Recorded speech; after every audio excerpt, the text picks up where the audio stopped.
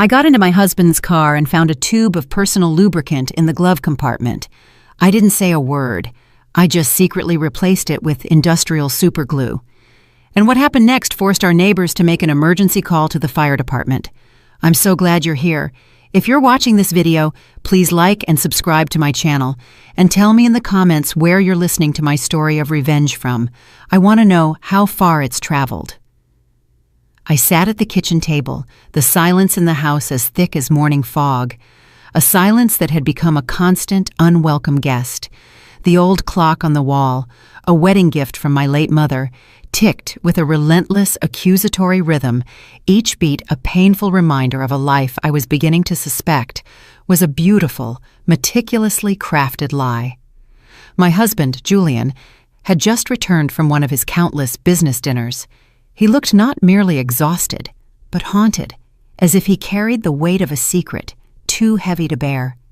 His face was a map of fatigue and guilt, lines etched around his eyes and mouth that had never been there before.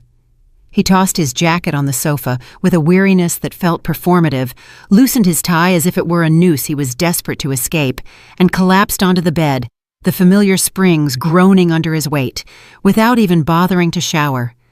The faint scent of his expensive cologne hung in the air, but it was mixed with a new, alien fragrance, a sweet, floral perfume that felt like an intrusion, a brazen confession from a life I didn't know he was living. A few minutes later, the gentle hum of his snoring filled the house, a sound that once brought me comfort, but now felt like a mocking lullaby, a lullaby for a fool. I got up, moving with the quiet, practiced grace of a wife of 40 years, and began to tidy up the mess he'd left in the living room: his jacket, his wallet, his cell phone, his old laptop. The phone screen was still on, a new email glowing like a sinister omen. I frowned. Julian never used email. He always said, "Juliet, all this tech stuff is too complicated. I'd rather just make a call." But now, an email. It was right there, in plain sight. A digital ghost from a life I didn't know he was leading. Out of a morbid curiosity that felt both wrong and necessary, I opened it. The message was short, a mere handful of words that would shatter my world. "You were incredible tonight, Dad." It was followed by a red heart, a symbol of affection that pierced my own heart with a cold, sharp ache. I froze, as if someone had slapped me, the digital world a cruel mirror reflecting a truth I was too terrified to see. "Dad," the word echoed in my mind. Who was calling him that?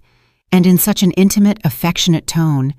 I swiped down, my thumb trembling, looking for more clues, but there was nothing. Just a strange email address, a jumble of meaningless characters that offered no answers, only more questions. A shiver ran through me, not from cold, but from a profound, bone-deep fear. It felt like a cold wind coming in through a crack in the door of my life, revealing a secret chamber I never knew existed. I glanced at the bedroom and saw Julian turn over with a sputtering snore, his face still and peaceful, a stark and infuriating contrast to the storm raging inside me. My heart pounded like a thief's, a frantic, guilty beat. I quickly put the phone back, my hands shaking so much I almost dropped it. I continued cleaning up, my movements now mechanical, robotic.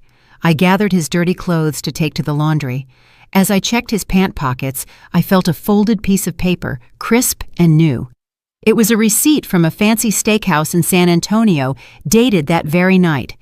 I frowned. San Antonio? He had told me he was meeting his partners in Dallas. A tiny, bitter laugh escaped my lips. Julian hated driving to Dallas. San Antonio, on the other hand, was where his mother had lived before she passed away. He had fond memories there, a fact he had often reminded me of. But who had he had dinner with in San Antonio while lying to me about being in Dallas? The receipt showed a party of 2, a bottle of expensive Cabernet Sauvignon, a wine he had bought me for our 10th anniversary, a wine I had never forgotten, and main courses of filet and pasta. I tried to remember the last time Julian took me to a place like that. Maybe 10 years ago, when I opened my first bakery. It was a memory etched in my mind. The flickering candlelight, His proud smile, the way he toasted my success. Now, that memory was a lie, a faded photograph in a scrapbook of deceit. I took out my own phone, and with a silent, determined resolve, snapped a picture of the receipt and the email. I didn't want to believe it, but a woman's intuition, a wife of 40 years' intuition, is a deep, primal knowing. Something was going on, and I had to find out what it was. My hands were trembling not just with anger, but with a deep existential dread. I felt like I was standing on the edge of a cliff, about to witness the spectacular collapse of my entire life. I went to the garage. Julian's old SUV was still warm, the air thick with the smell of gasoline and that faint, sweet perfume from his clothes. I opened the door, a small, cold dread gripping my stomach. I turned on my flashlight and checked every corner of the driver's seat. There was nothing out of the ordinary, just some loose change and an empty water bottle. But as I reached into the passenger side glove box, my fingers brushed against something plastic and slippery. I pulled it out, and my heart almost stopped. A tube of used personal lubricant with dried residue on the cap, a sticky, damning piece of evidence. I stood there in the dark garage, staring at it as if it were a dirty secret, a tangible manifestation of my worst fears. Julian and I hadn't been intimate in years. He always said he was tired, that age had sapped his desire. So what was this lubricant for? The question echoed in my mind, each syllable a hammer blow to my fragile reality. I felt paralyzed, but kept a clear head, a survival instinct kicking in. I put it back exactly where I'd found it. I wiped my hands with a napkin, scrubbing them raw, as if I were afraid the betrayal would leave a permanent mark on my skin. I continued searching, this time more carefully, more methodically. Under the back seat, I found some crumpled napkins soaked in a sweet floral perfume that wasn't a man's and wasn't my soft, familiar rose fragrance. The scent was alien, defiant, a loud, vulgar shout of infidelity in the quiet sanctuary of our garage. I took photos of everything, the lubricant, the napkins, as if I could capture the scent in an image. I closed the car and went back inside, the weight of the evidence pressing down on me, heavier than any flour sack I had ever lifted. I sat at the kitchen table, my hands trembling uncontrollably as I picked up Julian's phone again. By this point, I was almost certain he was cheating on me. I checked his messages, but there were only work chats, cold and dry like a desert landscape. His inbox was empty, except for that one strange email. I checked the sent and draft folders. Nothing. Everything was too clean, too perfect, suspiciously so, as if he had erased every trace of his deception. A master of lies, I thought bitterly. My rage was now a cold, hard stone in my chest, and a new, more dangerous emotion began to stir within me, a desire for truth, a need to expose the lie, no matter the cost. The next morning, just as the sun rose and the soft light filtered through the window curtains, I was already awake, a ghost in my own house.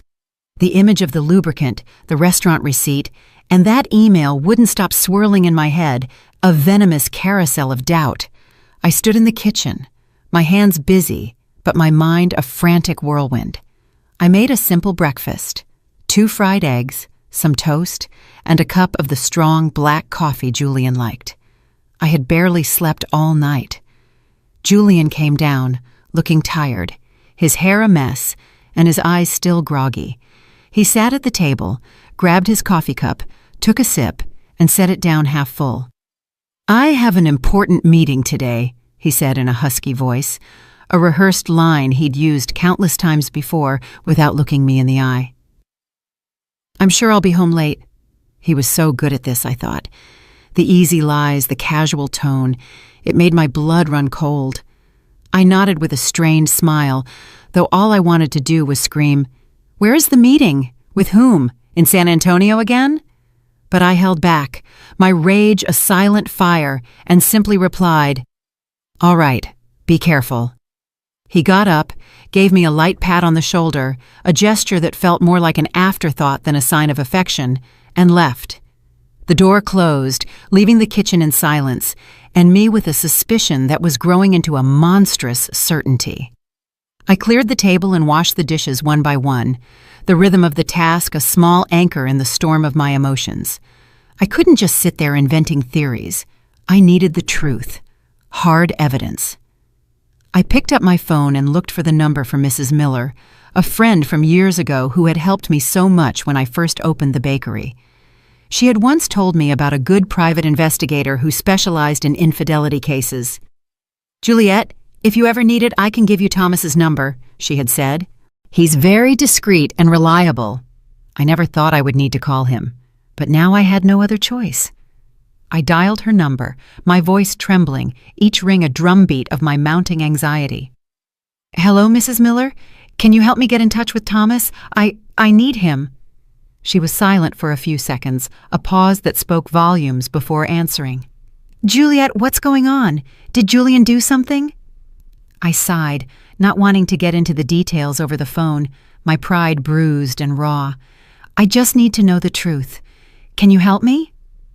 Mrs. Miller, a woman of few words but profound intuition, agreed immediately, and just an hour later, I received a message from Thomas, asking me to meet him at noon at a small cafe downtown.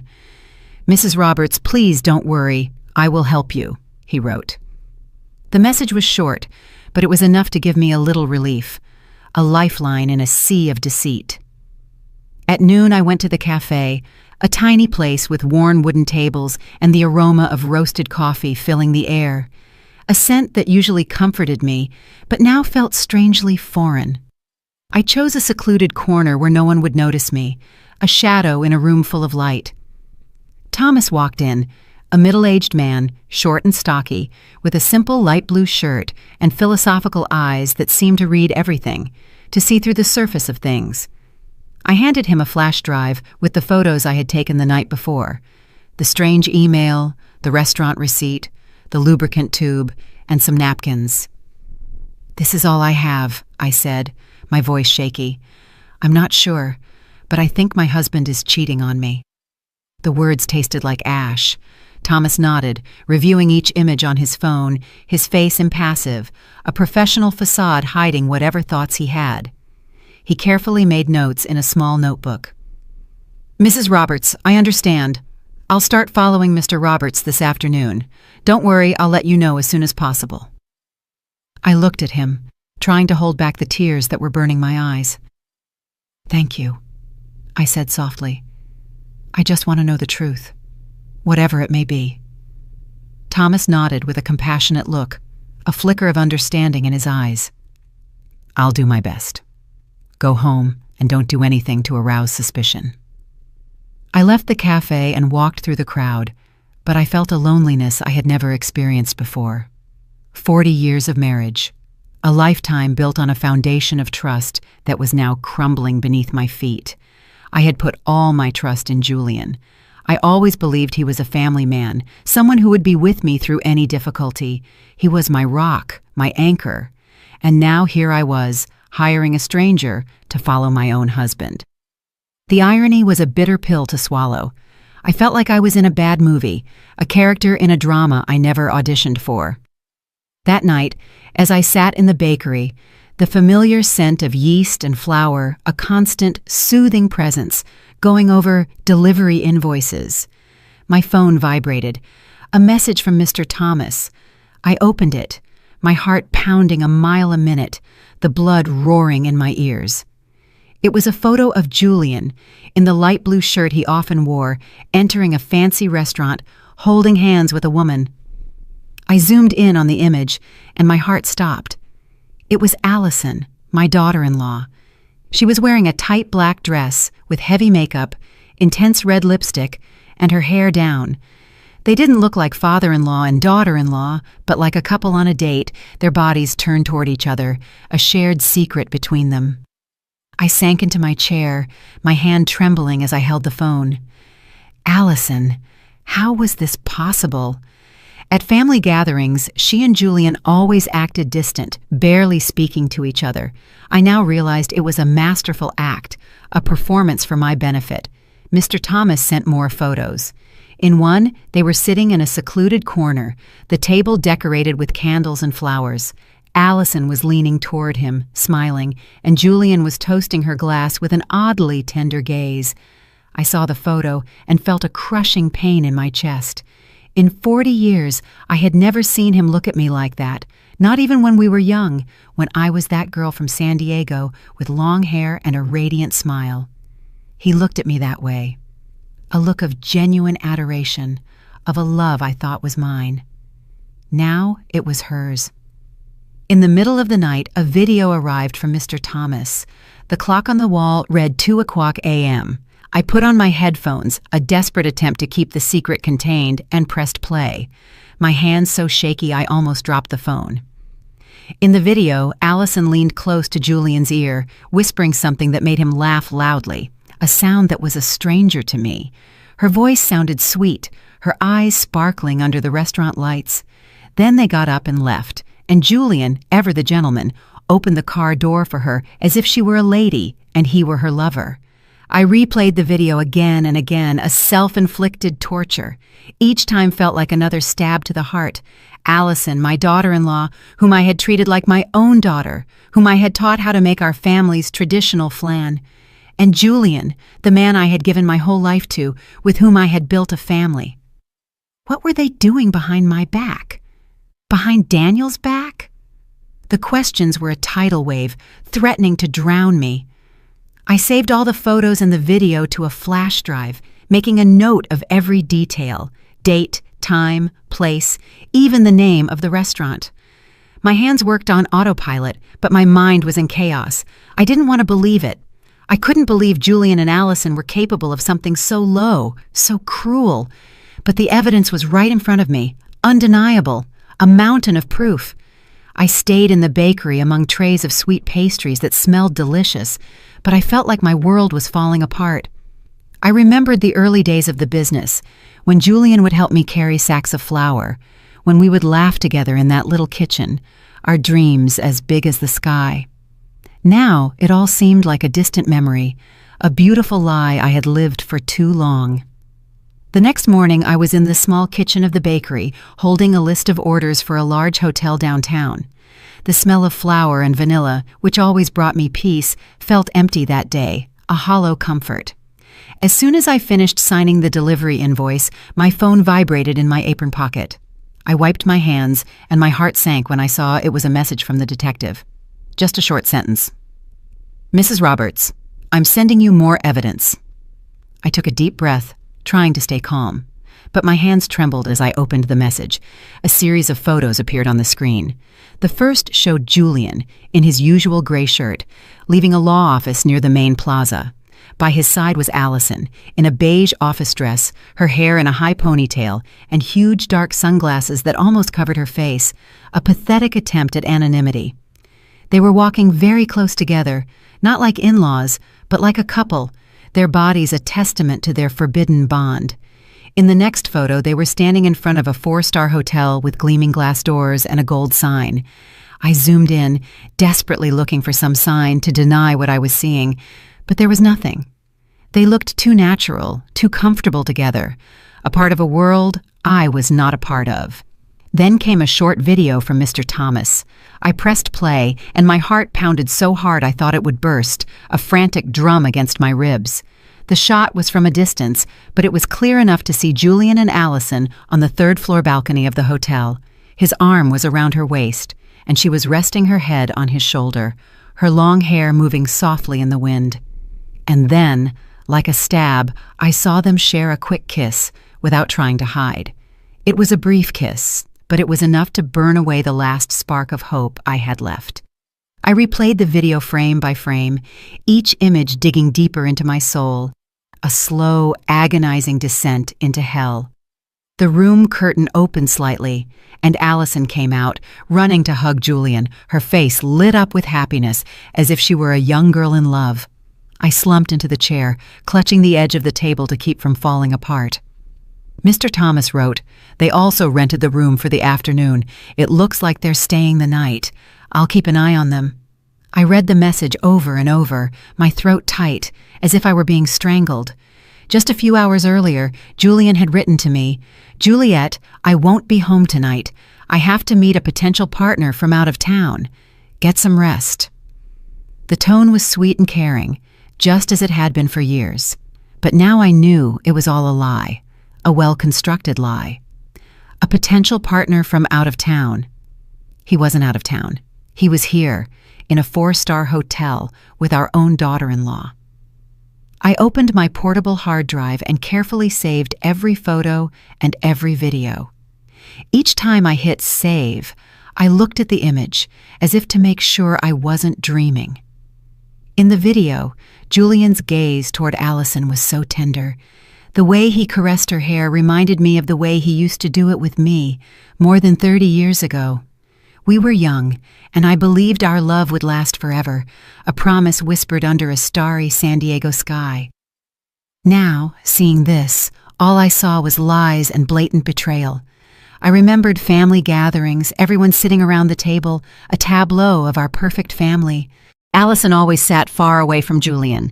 Sometimes she even looked at him with disgust. Daniel would joke, "Mom, I think Allison can't stand Dad. She avoids him like the plague." I believed it too. I thought they just didn't get along, that she was just trying to fit into the family. But now I understood it had all been a farce, a carefully choreographed dance of deception. They acted too well in front of me, in front of Daniel, in front of the whole neighborhood. I felt like a fool, a blind wife, betrayed by 2 traitors right in front of my eyes. People were going about their lives unaware of what was happening on that hotel balcony. But Mr. Thomas had captured the perfect moment, like a silent hunter, a snapshot of my reality. I replied to him, "Thank you. Please keep watching. I need to know everything."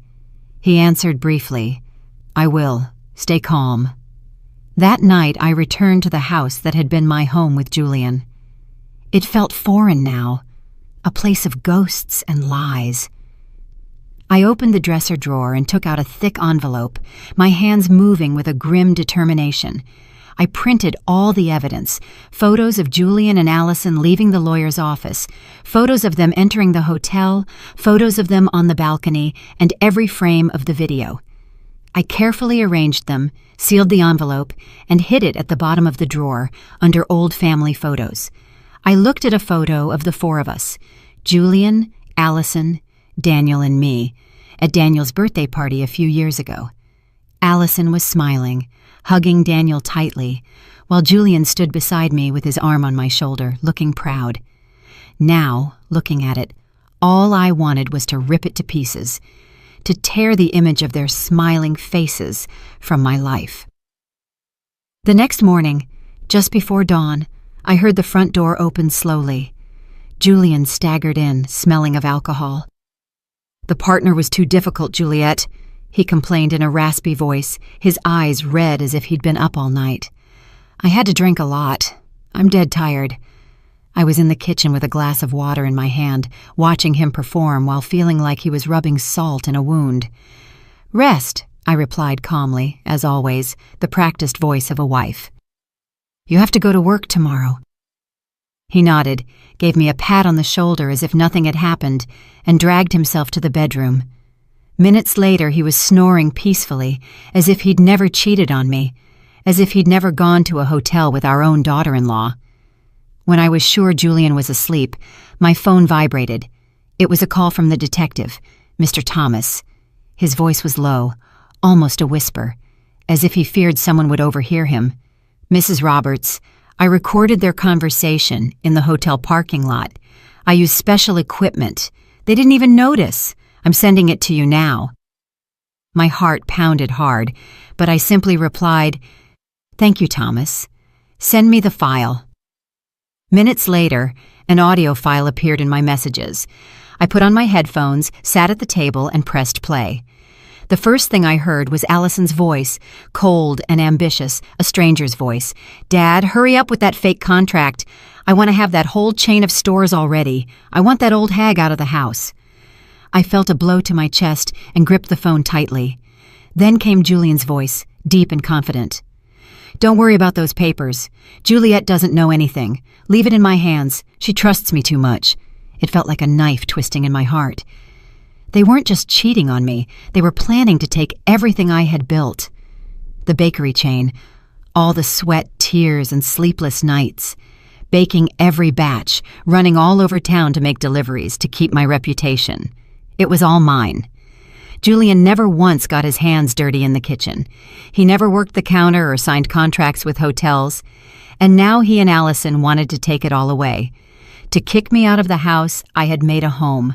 I almost broke down, but I still had the composure to copy the audio to the flash drive where I kept the other evidence.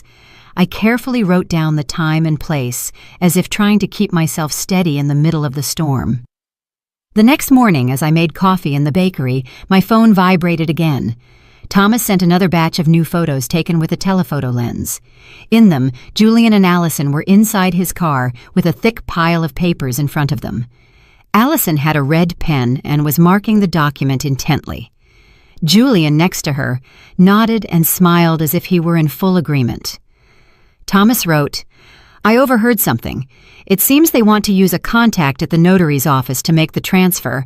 I'll investigate further." I zoomed in on the photo. I could see the letters on the paper, though I couldn't read them. But I knew. These weren't normal work papers. They were planning to steal everything I had worked for, step by step. I sat there among the trays of sweet pastries that smelled so delicious, but I felt as if my whole world was collapsing. I reopened the audio file, put on my headphones, and listened to every phrase, every word they said. That wretched old woman. That's what Allison called me. I remembered the days when she had just joined the family, when I taught her how to make rice, when I hugged her like a daughter. I thought she was part of the family, that she would be the woman who, along with Daniel, would build a future. And Julian, the man I had loved since I was a girl in San Diego, who swore he would be with me until the end. They had made a joke of me, a fool who still believed in love and family. A regular customer came in, Mrs. Peterson, who always bought pastries for her grandchildren. "Juliet, your bakery has been packed lately. Your chain of stores is expanding. I'm so proud of you," she said, her voice warm. I forced a smile and replied, "Thank you. I'm doing my best." But inside, I was a wreck. I wondered what she would think if she knew the truth. Would she see me as a strong woman, or just a fool betrayed by her husband and daughter-in-law? I wrapped Mrs. Peterson's pastries, said goodbye at the door, and sank into my chair, my hands on my head. I wanted to cry, but no tears came. Instead, a silent rage burned inside me, like the fire in an oven, ready to ignite at any moment. That night, at dinner, I sat across from Julian in the small kitchen under the yellow light that gave his face a strange, distorted glow. He ate and spoke in a monotone voice, as if nothing were wrong, as if the world wasn't about to end for him. "Juliet, I have to sign some important business papers this week. Maybe you should look them over. They're complicated." I picked up a piece of bread and pretended to take a bite, but in my head I could only hear Allison's voice from the recording. "Dad, hurry up and sign the fake contracts." I knew he was testing the waters. He wanted to drag me into his dirty plan. I gave him a dry smile, a facade of a wife who was too tired to argue, and replied, "Yes, I'll look at them later. I'm tired now." He nodded, took a sip of wine, looking at me as if nothing were wrong. But I knew that behind that smile was a man ready to take everything I had built, a predator waiting for the right moment to strike. Julian had a few more glasses of wine. His face turned red, and he started slurring his words about a difficult client he'd seen that day. I nodded as if I were listening, but inside I wanted to scream, "Do you think I'm that stupid?" When he got up, staggering, and went to the bedroom, I cleared the table, my every move slow, containing the anger that was boiling inside me. He threw himself on the bed, snoring loudly, and left his car keys on the nightstand, gleaming under the dim light, a siren's call to my revenge. I stared at them, my heart pounding in my chest. This was my chance, my moment. I entered the bedroom slowly, careful not to make a sound. Every step felt like walking between pain and resolve, between the past and a new, unknown future. I grabbed the keys, squeezed them tight, and went straight to the garage. The night was quiet, hushed, as if the world was holding its breath. All I could hear were crickets outside, their chirping a soundtrack to my silent fury. I turned on my phone's flashlight. The weak light illuminated Julian's old SUV, a silent accomplice in his betrayal. I opened the door. The smell of gasoline was still there, mixed with a strange, sweet perfume. I opened the glove compartment between the seats, and there it was, the tube of lubricant with a loose cap and dried residue on the edge, a monument to their infidelity. I held it in my hand, feeling like I was holding a dirty secret. It was clear they had used it again, as if it were confirmation that Julian and Allison were still playing their secret game, their twisted little dance. I took the tube of lubricant to the kitchen, placed it on the counter, and washed my hands with lemon soap. I scrubbed them thoroughly, as if to erase every trace of the betrayal I had just touched. The fresh scent didn't calm my anger, but it helped me stay focused. I opened the tool drawer and took out a tube of clear industrial superglue, the same kind I once used to fix a chair at the bakery. It was a tool of my trade, now a weapon of my revenge. I carefully unscrewed the cap of the lubricant and filled the tube with the glue, drop by drop, until it was completely full. I wiped the nozzle, shook it gently to mix it, and tested a little. It came out smoothly, just like the original lubricant. At a glance, no one would notice the difference. I smiled faintly, though a hurricane was raging inside me. This wasn't a game. It was the first step to getting justice. I put the tube back in the glove compartment, adjusted the floor mat and the seat just as they were, as if no one had touched anything before closing the car. I opened the trunk to check. There were only crumpled bags, an empty water bottle, and an unused condom lying in a corner. My heart skipped a beat, but I wasn't surprised anymore. I took pictures with my phone, adding them to the growing collection of evidence. Each image was another piece, a reminder that I couldn't let Julian and Allison get away with their lies.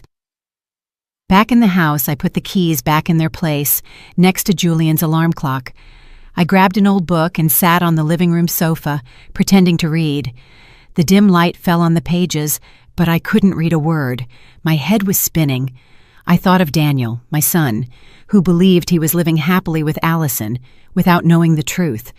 How could I tell him that his wife and his own father were betraying us?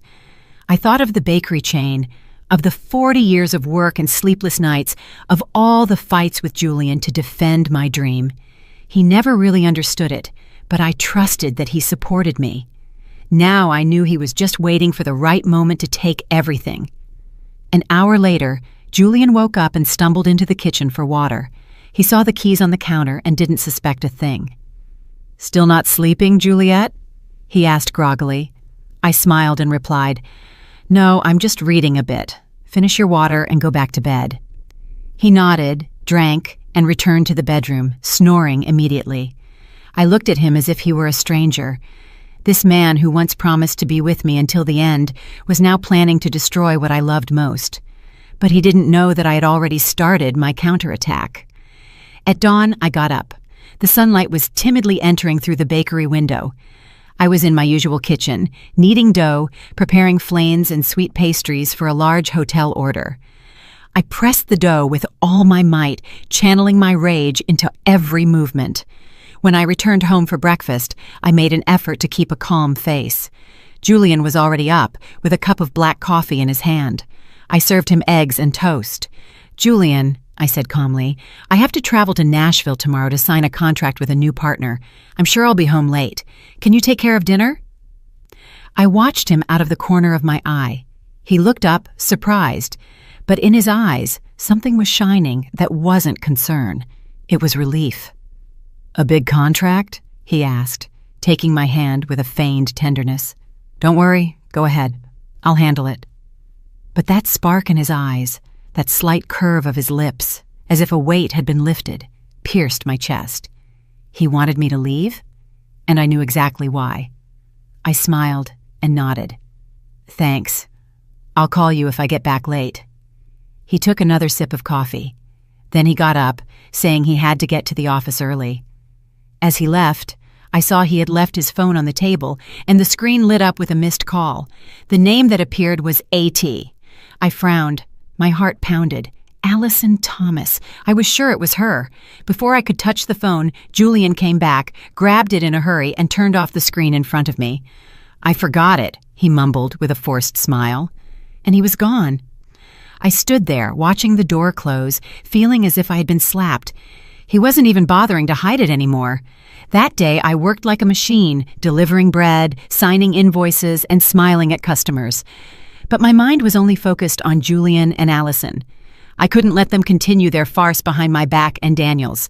I needed more evidence, to hear from their own mouths what they said when they thought no one was listening. That night, I pretended to be tired. I went to bed early and told Julian, "I have to wake up early tomorrow to catch the bus, so I'm going to sleep." He nodded, gave me a pat on the shoulder. "Rest, Juliet. Be careful on your trip tomorrow." I lay down and closed my eyes, but I sharpened my hearing, attentive to every sound in the house. Close to midnight, when Julian's snoring stopped, I heard him get out of bed quietly. The faint light from his phone shone in the darkness. He left the room with his phone, thinking I was asleep. I stayed still, my heart pounding. Then I slowly got up and followed him on tiptoe. I hid behind the thick living room curtain and saw him standing in a dark corner near the window. He put the phone to his ear and spoke softly. "Yes, of course. Come over to the house tomorrow. We won't have to go to a hotel anymore. Juliet has to leave town to sign a contract and she'll be back late." I heard a soft giggle from the other side, Allison's sweet voice. "That's great, Dad. Finally we can relax." Julian laughed, replying, "Yeah, come early. I'll be waiting." I stood there behind the curtain, feeling my blood boil. They weren't just cheating on me. They were planning to turn my house, my son's home and mine, into their meeting place. I returned to the bedroom in silence, opened a drawer, and took out Daniel's old recorder, the one I bought him for college to record his classes. I checked the battery, put in a new one, and turned on continuous recording. I hid it behind the bookshelf in the bedroom, next to the headboard, certain it would capture everything. I carefully adjusted the cable and covered it with a family photo frame. The photo of the four of us at Daniel and Allison's wedding. Looking at it, I felt a bitter taste. Allison's smile, Julian's hug. Now, they were all lies. Before going back to bed, I checked again that the recorder was working. I placed the photo frame just right to hide the cable. Then I lay down, pretending to be asleep. Julian came back to the bedroom, threw himself on the bed, and snored as if nothing were wrong. But my eyes were wide open in the darkness, more awake than ever. I reached for the clock and set the alarm for earlier than usual. I closed my eyes, but not to sleep. I was ready for the next step of my plan. I woke up at 5 o'clock in the morning when it was still dark. Only the faint light from the streetlights was coming through the window. The house was silent. All I could hear was Julian's steady snoring from the bedroom. I was in the kitchen with a cup of cold coffee in my hand, staring at the skillet of oil that was already on the stove. It was the last step of my plan, a simple smoke trap, but enough to expose the truth. I tied a thin string to the stove's igniter. I ran it over to the window and attached it to a heavy object, an old coffee can I found in the cabinet. All I had to do was pull it from a distance, and the flame would ignite the oil, creating thick black smoke, enough to alarm the neighbors. I opened the window by the stove a little so the smoke could get out. Then I tested it once.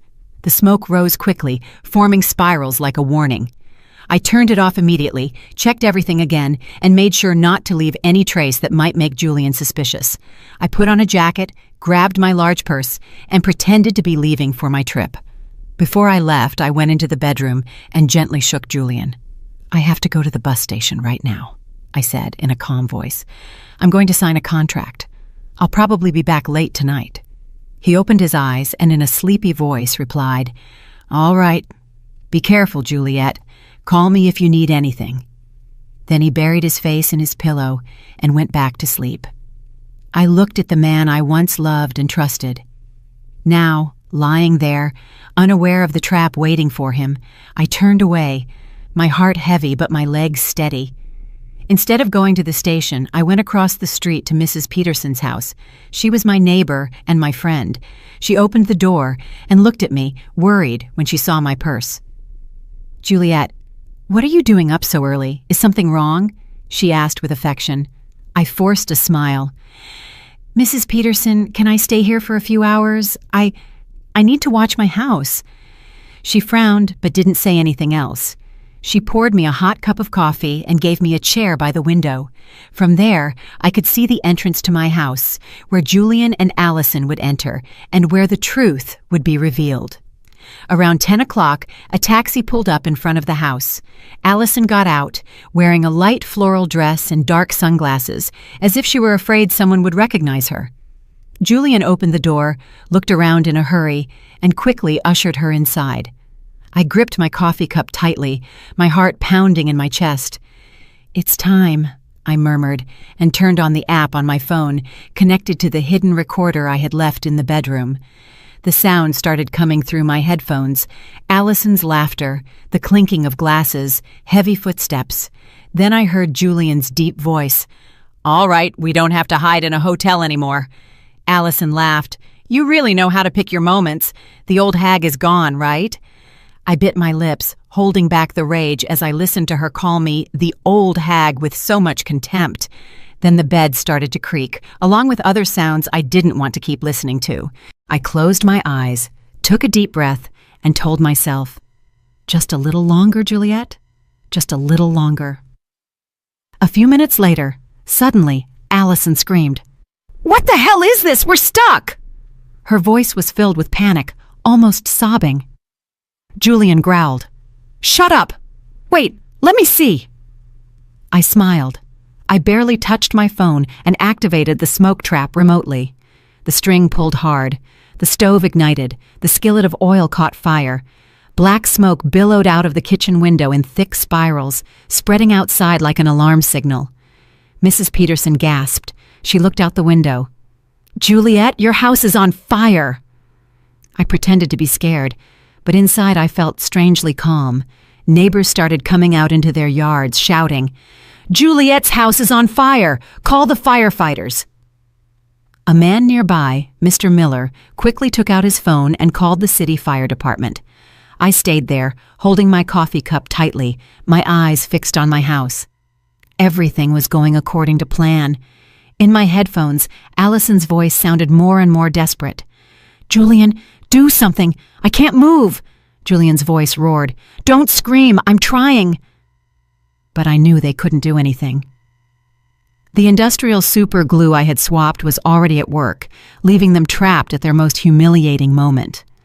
I imagined them struggling, scared, and a part of me felt satisfied.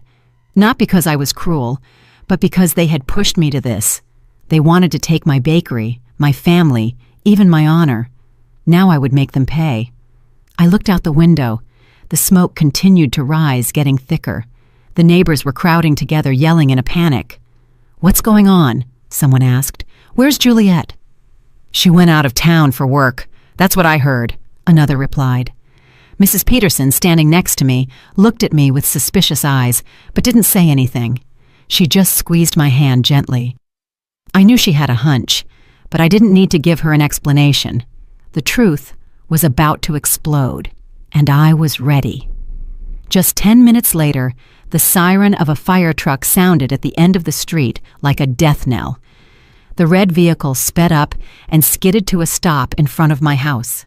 I saw Daniel jump out of the driver's seat in his fire chief uniform, his face tense. My son shouted in a firm voice, "Get the equipment ready! Quick! There might be people inside!" I looked at him and felt a sharp pain. My son, always so proud of his family and his parents.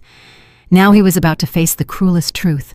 I wanted to run and hug him and say, "I'm sorry, Daniel," but I had no other choice. I stayed still, letting everything take its course. The smoke from the kitchen continued to rise thickly, making Daniel and his team believe there was a serious fire. My son led the way with a sledgehammer, breaking down the front door. The sound of splintering wood echoed in the air. His teammates followed him with hoses and extinguishers. I listened to the commotion coming from the bedroom. Julian's desperate shouts mixed with Allison's sobs. Do something, Julian! I can't move!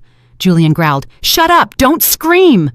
I bit my lips, squeezing the phone where the app was still transmitting the audio from the hidden microphone. They were trapped, helpless, just as I had calculated. Daniel entered the bedroom, and I could imagine what he found.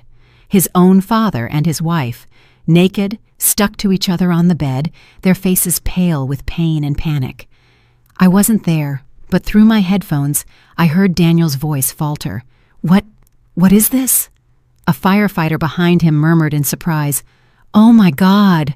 Another couldn't hold back and let out a nervous laugh, but Daniel immediately shouted, "Silence!" I knew that cry wasn't just to maintain order, but my son's last attempt to hide his pain. The humiliation was now exposed, not just to Daniel, but to the entire fire team and the whole neighborhood. A firefighter ran out and told Daniel, "Chief, the smoke is under control. It was just a small oil fire, nothing serious." But Daniel didn't reply. I figured the young man was still in the bedroom, frozen by what he was seeing. The neighbors started to arrive, crowding in front of the door, pointing and whispering. "What's happening?" "It's Julian and his daughter-in-law!" a woman shouted, her voice full of amazement. "Oh my God, how could this have happened?" Another chimed in. Mrs. Peterson, standing next to me, took out her phone and silently started recording, moving the camera closer to Julian and Allison, who were writhing in bed, their faces contorted with pain. She looked at me with eyes full of pity and anger. "Juliet, you knew about this, didn't you?" I didn't answer. I just nodded softly, without taking my eyes off the window. Daniel came out of the bedroom. I heard the thud of his boots on the hardwood floor. Through the headset, I heard Julian shout in a raspy voice, "Get everyone out of here! Close the door, Daniel!" But it was too late. The whole neighborhood was gathered, their faces showing disdain, their whispers sounding like a chorus of shame. "Father-in-law and daughter-in-law caught in the act. Unbelievable!" a man exclaimed. "Poor Juliet, how did it come to this?" Another sighed. The firefighters, after a moment of hesitation, had to act. They wrapped sheets around Julian and Allison, trying to cover their stuck-together bodies, and carried them out on stretchers. I could hear Allison's broken sobs mixed with her groans of pain. "Please, do something! I can't stand it anymore!" Julian just mumbled weakly. "Don't let anyone see us." But the whole neighborhood had already seen. There were looks of revulsion, mocking laughs, and shakes of disappointed heads. They were carried out, wrapped in a thin sheet, amidst the growing murmurs. What a disgrace! Father-in-law and daughter-in-law. My God, how filthy! The crowd was still gathered at the entrance when the ambulance left with its siren blaring. Among the loud voices, I heard bursts of laughter. "What a show!" shouted Mr. Miller. "I can't believe there are two people so shameless in this world." An old woman shook her head and whispered to the person next to her, "Poor Juliet." I stood among the people, pretending to be surprised, as if I had just run there from the bus station. Daniel stood motionless in the yard, his arms hanging, his face pale as a ghost. His teammates avoided looking at him and quietly gathered their tools. I knew that Daniel wasn't just shocked to see his father and his wife stuck together in bed, but by the double betrayal of the two people he loved most. I wanted to run and hug him, to tell him I was sorry for letting him see something like that. But I held back and walked behind Mrs. Peterson, who silently accompanied me to the hospital. We sat in the third-floor hallway waiting, while I maintained the concerned look of a wife who had just found out her house had been on fire. Hours later, a doctor came out, sweat on his forehead. He looked at me and spoke in a low voice. "Mrs. Roberts, we managed to separate them. Fortunately, there was no serious damage. They just need some skin ointment." I nodded, pretending to be relieved, while my fingers discreetly brushed against my purse, where I had hidden 2 tubes of thick mustard I had prepared. "Thank you, doctor," I said, my voice trembling to hide my plans. "Can I see them?" He nodded and led me to the nurse's station, where they gave me 2 tubes of ointment. The nurse, a young woman, looked at me with compassion. "Ma'am, this is a very difficult situation. I'm so sorry." I gave a weak smile, and the moment she turned around, I swapped the tubes for the mustard I had in my purse. My hands moved quickly and confidently, as if I had rehearsed it hundreds of times in my head. I entered the hospital room with a tube of mustard in my hand, feigning concern. "Julian? Allison? Are you okay?" Allison was in bed, her hair a mess, her eyes red, unable to look at me. Julian, still pale, mumbled, "Juliet, I can explain." But I didn't let him continue. I placed the tube of mustard on the table next to the bed and left. Minutes later, a gut-wrenching scream came from the room. Allison was covering her face, crying, "It burns! My skin is on fire!" Julian was writhing in bed, cursing. "What the hell is this? Who did this?" The entire hallway was in an uproar. Patients and family members came out to look. An old woman whispered to her son, "It's them, the couple from the video this morning on the internet. The father-in-law with the daughter-in-law. What a disgrace." Another added, "They deserve it." The doctor ran into the room, asking the nurses to clean their skin and apply a neutralizing agent. But the humiliation of Julian and Allison was already public, impossible to stop. Mrs. Peterson's video of them being carried out on a stretcher had spread throughout the neighborhood and on social media. I was in the hallway, listening to the murmurs, feeling as if the whole world were witnessing the downfall of those two traitors. When the crowd dispersed, Daniel entered the room with a thick folder in his hand. I had called him as soon as the ambulance left, asking him to get the envelope with the evidence I had saved in the drawer and the 2 divorce papers I had ready. He handed me the folder, his gaze empty, without saying a word. I opened it, took out the documents, and placed them on the table in front of Julian and Allison. I looked at him directly in the eyes, my voice cold but firm. 40 years of marriage end here. Sign these, and then do whatever you want, as long as you disappear from my son's life and mine. Allison collapsed, crying, looking at Daniel. "Honey, forgive me. I made a mistake. Please, I beg you, forgive me." But Daniel just looked at her, his gaze as hard as stone, and left without saying a word. Julian tried to grab my hand, his voice trembling. "Juliet, listen to me. I didn't want this." I pulled away, cutting him off. "Don't say anything else, Julian. You chose this path." He yelled desperately, "Juliet, please." But the nurse came in and warned, "Be quiet. This is a hospital." I turned and walked away without looking back. In the hallway, I saw Daniel leaning against the wall, his head in his hands. I walked over and put my hand on his shoulder, but he didn't lift his face. "Mom," he whispered, his voice broken. "Why did it have to be Dad? Why her?" I didn't answer. I just hugged him tightly, sharing his pain with my own. In that moment, I knew that Julian and Allison had lost everything, their honor, their marriage, even their dirty plan. But Daniel and I had also lost a family. I only hoped that with time, we would find peace. A few weeks after the scandal, my bakery was busier than ever. The little bell on the door wouldn't stop ringing. Customers came in and out with smiles and compliments. "Juliet, you are so strong," Mrs. Peterson said, holding a bag of freshly baked flan. "The whole neighborhood is proud of you for how you defended your family business amidst all that filth." I smiled and thanked her. People supported me. They called me a strong woman, but only I knew that strength came from the broken pieces of my heart. Every time I looked at the oven where I had worked with sweat and tears for 40 years, I remembered Julian and Allison, who wanted to take everything from me, but failed.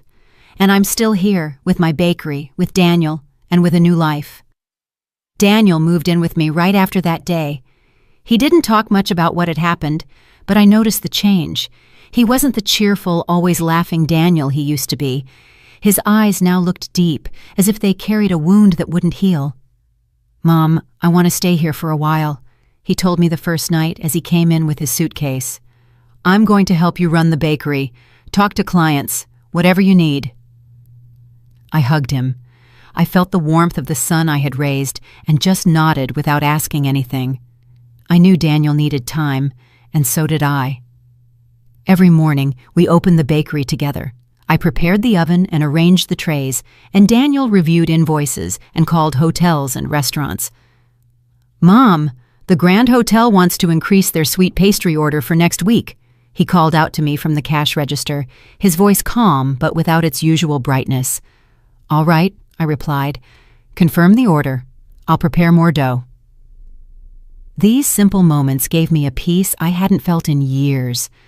There were no more fake looks from Julian, no more sweet and calculating voice from Allison. It was just Daniel and me, taking care of what we still had. Dinners were just the two of us now. We sat face to face in the small kitchen, eating simple meals, sometimes rice with beans and chicken, sometimes just bread with coffee.